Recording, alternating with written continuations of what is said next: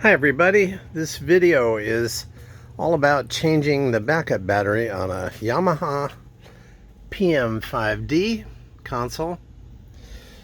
If you haven't already, you need to save your scenes, and that all happens with an SD card that goes in this slot. I don't have one, but I bet you do. So save those scenes and turn off the board. And you're going to need these things.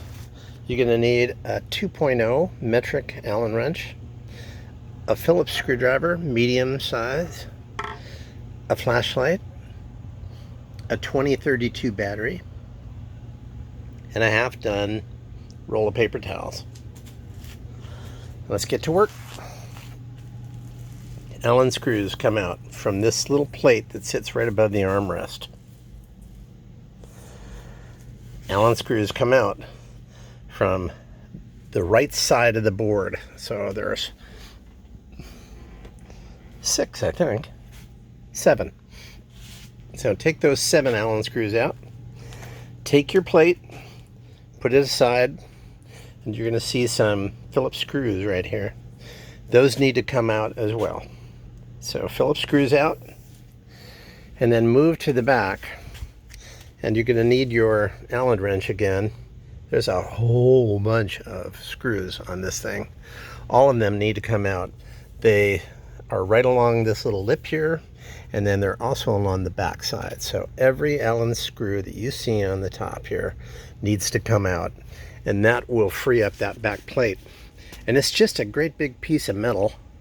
It's heavy, so once the Allen screws are out, pick it up from the middle of the plate, being careful not to stress any knobs or screws or knobs or switches.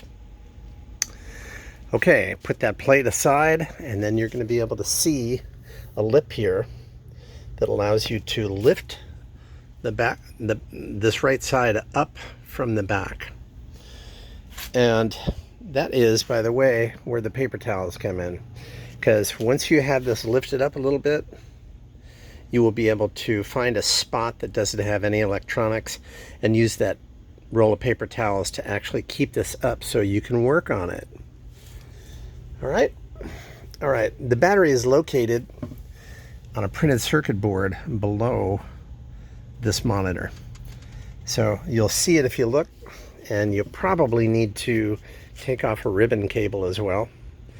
Take the ribbon cable off, push in on the battery, and just slide it out of the socket. Replace it in the same way that it was. Put the ribbon cable back on. Close this thing up. Definitely take your time with these Allen screws because it's really easy to strip them.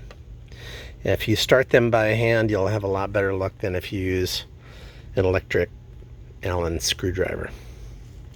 That's simple. You might get an initialization error when you first bring the console back up again, but that will be a one-time deal. Once you shut the console off and turn it back on again, everything will work exactly as normal. Good luck. Hope this helped.